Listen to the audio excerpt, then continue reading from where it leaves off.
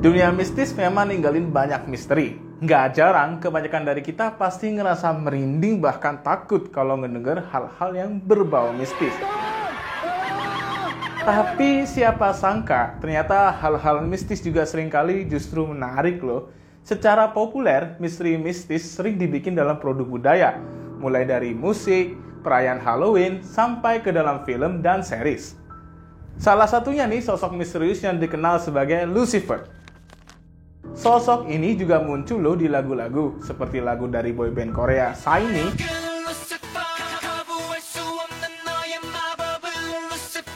sampai rapper Jay-Z.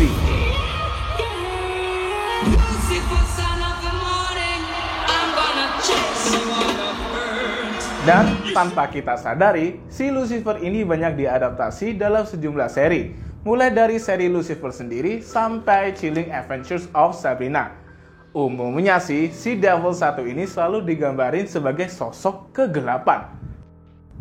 Serem. Tapi kalian tahu nggak sih kalau Lucifer ini sebenarnya sosok mitologis dalam sejumlah kisah religius loh? Who is this mysterious figure actually? Lucifer Morningstar kerap digambarkan sebagai fallen angel yang membangkang pada God. Alhasil, Lucifer aka The Devil alias Iblis ini diasingkan ke neraka dan jadi raja di sana. Dari sini nih, akhirnya Lucifer ini selalu jadi perwujudan lawan dari Tuhan. Si Devil ini selalu diasosiasikan dengan hawa nafsu dan keinginan buruk manusia. Pantesan aja Lucifer ini sering digambarin mempesona dan mampu menarik keinginan dan nafsu manusia. What is it you all desire? Get rich. Instagram model. Make people feel I good. just want to be alone, man. boss. With video games, my father's love. Yeah, get rich. Nah, although Lucifer is often depicted as the antipode of God, nggak semua orang ternyata beranggapan begitu. Justru si Devil ini terkadang jadi simbol perlawanan sosial sampai politis loh. Widih, gimana sih sebenarnya The Fallen Angel ini malah jadi simbol perlawanan? Like, how mystical really is the devil? Terus gimana Lucifer ini mengisi diskursus politik? This is Alvin Dimple and here is how. Pada umumnya, Lucifer selalu identik dengan dosa, kejahatan, keburukan, hingga kegelapan. Tapi tahu nggak, ternyata dalam beberapa karya sastra, si Devil ini justru jadi narasi sosiopolitik yang sangar. Coba kita lihat karya Jules van den Vondel tahun 1654 yang berjudul Lucifer. Di buku sastrawan Belanda satu ini, Fallen Angel ini melakukan sebuah revolusi loh terhadap God dan Heaven yang dijaga Michael beserta pasukannya. Nah, Jan Frans van Dijkhuizen dari Leiden University ngelihat karya Vondel ini justru ngegambarin God sebagai sosok yang tiran. Bahkan Lucifer disebut jadi korban atas hipokrisi yang dibangun God dan malaikatnya. Wah, pantas aja Lucifer sangat marah kalau ketemu sosok yang dianggap sebagai God. Yang pernah nonton seriesnya pasti paham deh. No, Dad, this is who you made me when you cast me away. Now apologize! Simbol perlawanan Lucifer terhadap God ini ternyata juga mengisi narasi politik. Salah satunya di Amerika dengan berdirinya sebuah organisasi, The Satanic Temple. Meski kelompok ini nggak secara langsung menyembah setan atau devil, mereka muncul sebagai antitesis terhadap agama. Bahkan nggak sedikit dari mereka menilai bahwa agamalah pembawa kehancuran bagi umat manusia. Cruel, it is inhumane, it is not kind, it is not generous, and that is not a God worthy of worship. Widih, mungkin ya kalau di Indonesia orang-orang ini bisa ditutup penistaan agama nih. Wah. Tapi katanya sih mereka menggunakan simbol satanisme buat promosi nilai-nilai egaliter, keadilan sosial, sampai sekularisme. Ya, meskipun mereka disebut nggak bener-bener nyembah Lucifer, banyak orang masih ngasosiasiin gerakan Luciferianisme ini dengan hal-hal yang berbau sihir, magis, sampai witchcraft. Asumsi ini kelihatan banget loh di series Chilling Adventures of Sabrina. Di seri satu ini, para penyihir ini ngejadiin Lucifer Morningstar sebagai pujaan hingga sumber kekuatan bagi mereka. Bagi kalian yang pernah nonton, pasti nemuin sejumlah ritual yang mereka lakukan. Bahkan, Saking taatnya pada Lucifer, para penyihir dan anggota Church of Night tanpa pikir melakukan ritual yang ngorbanin darah hingga nyawa loh. All hail Mildred, Queen of the Feast! Waduh, kalau lihat ini, bukan nggak mungkin tuh banyak orang merasa merinding dan takut. Bahkan nih ya, nggak jarang narasi-narasi pemujaan setan semacam ini ikut ngisi diskursus politik loh.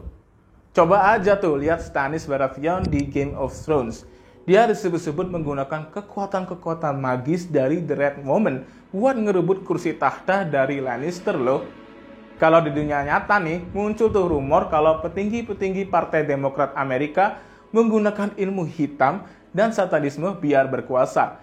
Katanya sih ini ngelibatin politisi seperti Hillary Clinton, Barack Obama, sampai pebisnis George Soros. Berdasarkan cerita yang beredar, mereka ini menyembah setan dan menggunakan global child trafficking buat tumbal pedofilia. Dengar-dengar, mereka juga biasa bertemu di sebuah tempat rahasia di Washington DC buat ngelakuin ritual. Tapi ya, ini juga nggak bisa dibuktiin ya alias baseless. Bahkan cerita Kanan ini juga disebut hanya konspirasi yang awalnya disebarkan di situs 4chan. Ya, walaupun begitu, cerita-cerita mistis di dunia politik ini emang udah lama eksis sih. Sejarah pernah mencatat kalau pada abad ke-17 dulu ada seorang putri bangsawan yang kerap ngelakuin ritual mistis buat ngejaga kecantikannya. Namanya adalah Elizabeth Bathory dari kerajaan Hungaria. Berdasarkan kisahnya sih, si Elizabeth ini banyak nangkepin gadis-gadis belia untuk disiksa dan dikorbankan. Darah dari gadis-gadis itu akhirnya dipakai buat mandi biar dia tetap cantik. My lord, perhaps what I'm doing is wrong. The blood has been giving me rashes of late.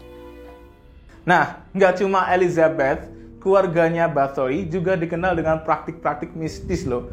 Salah satunya adalah pamannya yang disebut-sebut merupakan penganut satanisme. Wih, serem lah ya. Saking seremnya tuh, si Elizabeth ini disebut-sebut merupakan salah satu vampir pertama yang tercatat dalam sejarah loh. Kalau di Eropa dan Amerika banyak mistis di politik, gimana ya kalau politik di Indonesia? Is there any politician who uphold mysticism? Mungkin nih ya, Luciferianism dan Satanism nggak punya banyak pengikut di Indonesia. Tapi banyak loh yang mengaitkannya dengan mysticism, misal perdukunan. Kalau hal-hal mistis di luar negeri sering dikaitkan dengan Lucifer, di Indonesia banyak loh yang ngaitin sama perdukunan dan klinik. Trot, trot, trot. Nggak aneh juga sih, soalnya sejumlah kebudayaan di Indonesia banyak punya kaitan loh dengan hal-hal mistis seperti itu. Mulai dari budaya Jawa sampai budaya Dayak di Kalimantan. Kalau dalam politik tuh, hal-hal mistis seperti ini mungkin paling terlihat tuh di pemerintahan Orde Baru. Pasalnya, Presiden kedua Indonesia Soeharto dikenal erat dengan nilai-nilai seperti ini. Sebagai pemimpin ala Raja Jawa, Pak Harto ini disebut percaya pada apa yang biasa disebut sebagai klinik. Ada yang bilang Pak Harto itu lebih percaya pada hal-hal transenden daripada para jenderalnya sendiri loh. Sampai-sampai nih, beliau dikabarkan punya guru spiritual. Namanya adalah Sujono Humardani, alias Jonit. Pak Jonit ini disebut-sebut menjadi orang yang biasa menjalankan ritual untuk Pak Harto. Selain itu, beliau disebut jadi salah satu orang yang boleh masuk ke kamar Pak Harto selain Putin loh. Kisah-kisah klinik-klinik Pak Harto ini juga nyebar ke isu-isu politik yang sensitif, yakni perihal Super Semar. Surat yang masih dicari keberadaannya itu disebut-sebut disembunyikan ke sejumlah guru spiritual Pak Harto. Salah satu klaim ini diungkapkan oleh seorang guru spiritual yang bernama Ahmad Musafa yang ada di Jawa Timur. Bahkan si Ahmad ini disebut dipercayai Pak Harto untuk menjaga benda-benda berharganya. Wah, serba misteri juga ya Pak Harto ini. Seenggaknya nih, nggak semisterius perasaan dia yang kalian deketin lah ya. Cie.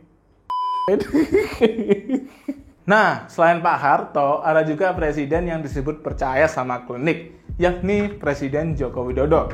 Kabarnya nih, Pak Jokowi dulu pernah berkunjung ke makam leluhur ketika mau menjabat Gubernur DKI Jakarta. Selain ke makam leluhur, pemerintahan Jokowi juga disebut percaya sama kutukan-kutukan mistis loh. Salah satunya adalah ketika Pak Seska Pramano Anung melarang Pak Jokowi buat ke Kediri. Penasaran nggak kenapa Pak Jokowi nggak boleh ke Kediri? Ya penasaran? Lanjut ke video ini aja ya. Kisah-kisah klinik para pemimpin ini emang beralasan sih. Kalau kata Henrik Sijs dari Peace Research Institute Oslo, mistisisme dan politik bisa memiliki kaitan satu sama lain, meskipun keduanya berada pada dua dunia yang berbeda, yakni transcendence dan public reason. Dengan mengutip Eric Voegelin, Sijs menyebutkan bahwa hal-hal mistis itu menjadi perantara atau in-between antara politik dan dunia transcendent. Ini menyadarkan manusia kalau kita nggak bisa menggenggam segala hal yang bersifat duniawi. Sijs juga bilang kalau hal-hal mistis membuat kita memiliki prinsip dan nilai seperti agama dan kepercayaan. Makanya nih manusia disebut akan kembali memiliki petunjuk ketika mengarungi berbagai hal yang bersifat duniawi. Wah, kalau gitu terlepas dari benar atau enggaknya dunia mistis, bukan nggak mungkin manusia membutuhkan hal-hal yang transenden seperti ini. Boleh jadi, virtue mistis ini menjadi pelajaran dan arahan buat manusia entah pilihan transenden yang mana yang dipilih. Kalau menurut kalian nih, perlu nggak sih para politisi dan manusia pada umumnya percaya pada hal-hal mistis? Apa sih dampak buruk dari political mysticism ini? Beri pendapat kalian ya di kolom komentar. Terima kasih ya udah nonton video ini. Kalau kalian suka, jangan lupa buat like, subscribe, dan klik lonceng notifikasinya buat terus dapetin info-info politik yang menarik. Kita jumpa di video berikutnya ya. Peace.